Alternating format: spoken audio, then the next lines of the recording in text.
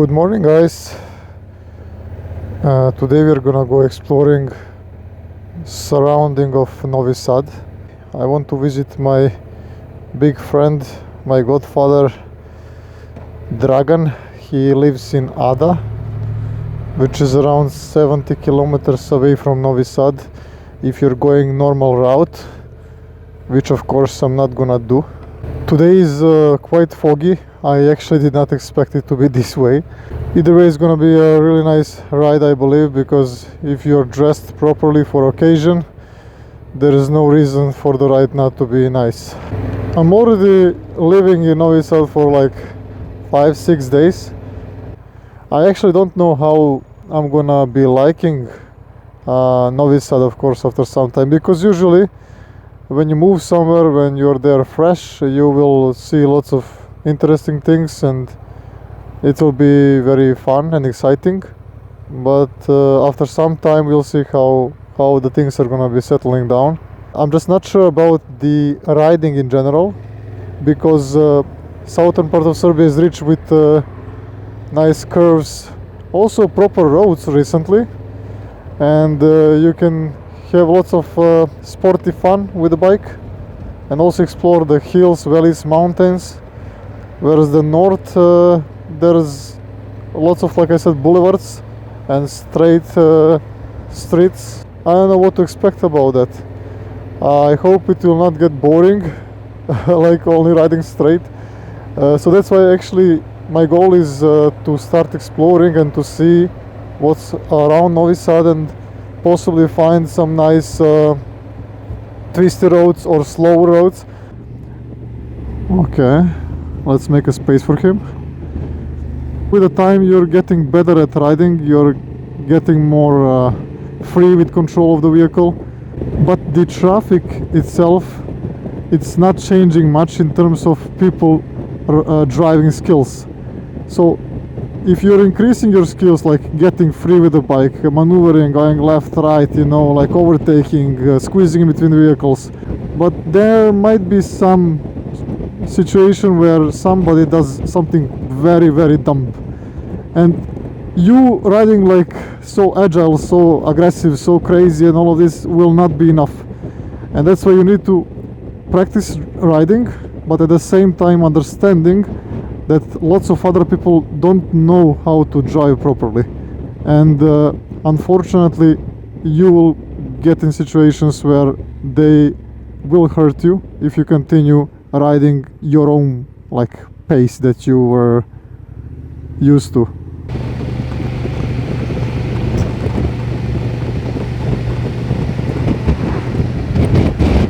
What is this place? So I'm gonna be riding a little bit slower because the wind blast is so strong. I hope I can be heard clearly. My current pace is being followed by another vehicle, which is taxi. And when you mention taxi, immediately you think there's high possibilities of something happening, because they are usually in a rush. They are wanting to reach somewhere quite fast. So what I do is every couple of seconds I'm checking my mirror again to see what he's doing. And if I see him coming very close to me, I'll be pointing with my hand, with my left arm, that he can overtake me, putting my turn signal to the right blinker.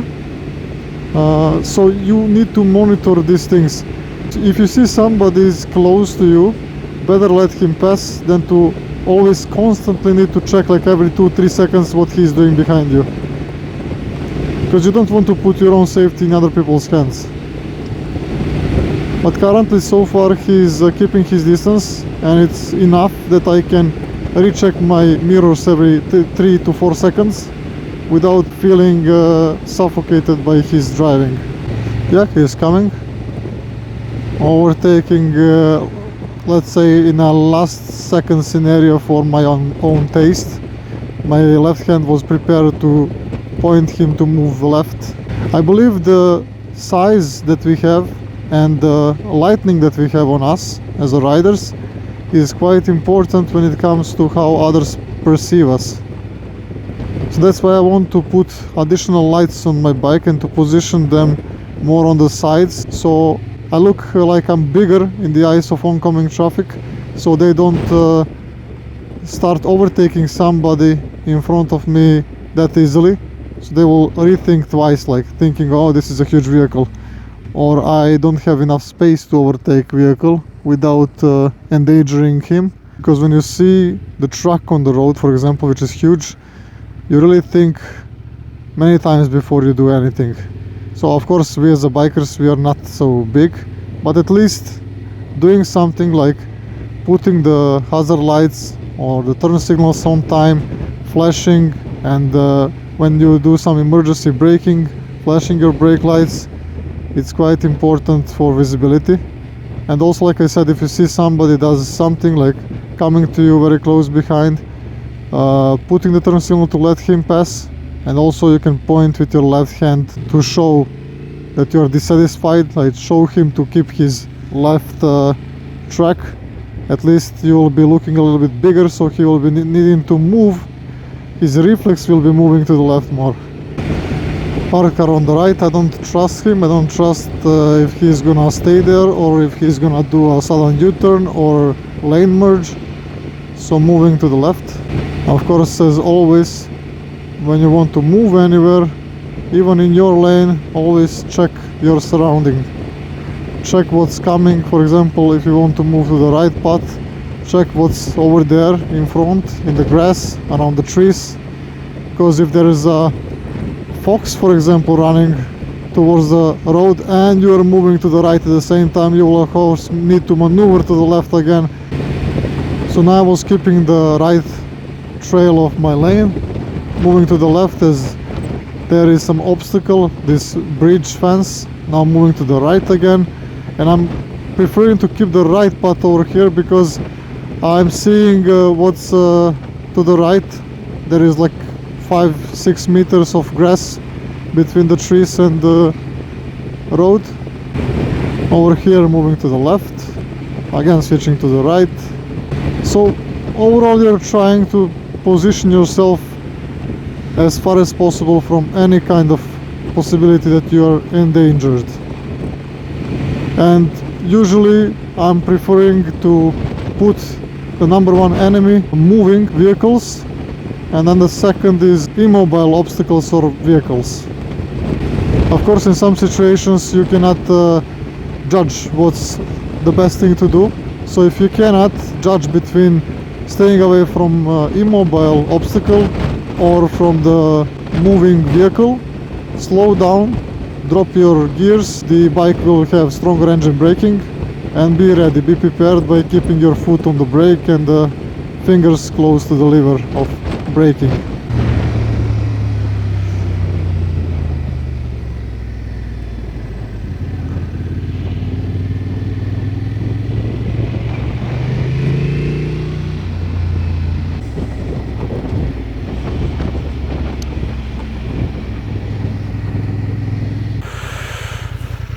Just stopped in this eco zone, that's how it's called over here, and great for some gravel off-road riding.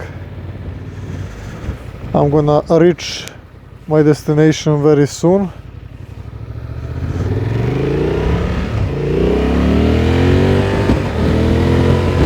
So I lost the juice in my camera and I made another break, but at least I saw this really nice lake.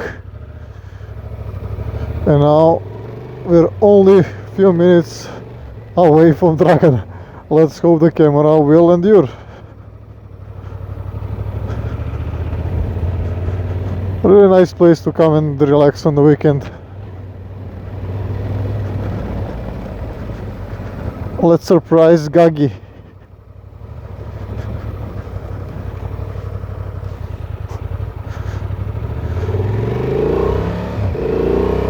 When merging on the lane, always check both sides. Don't just check the left side for incoming traffic in your lane, because there might be somebody overtaking from the right side and you're entering the lane exactly when he is finishing or during his overtake.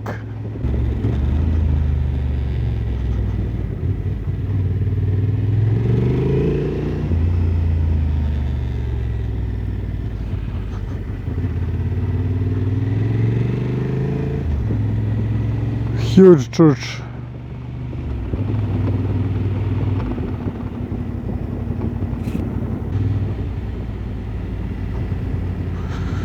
This place is actually big, it's like a small town.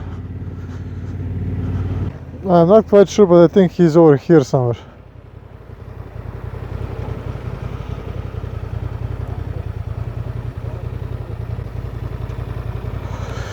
Because there is a sign that you should not ride here, I'm gonna push my bike. I'm gonna be polite for once in my life.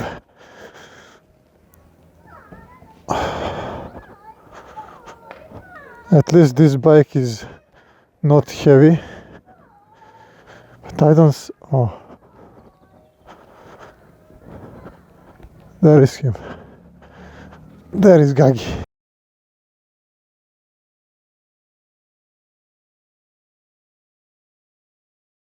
Doing his work that he actually does the best. Never saw better barber than him.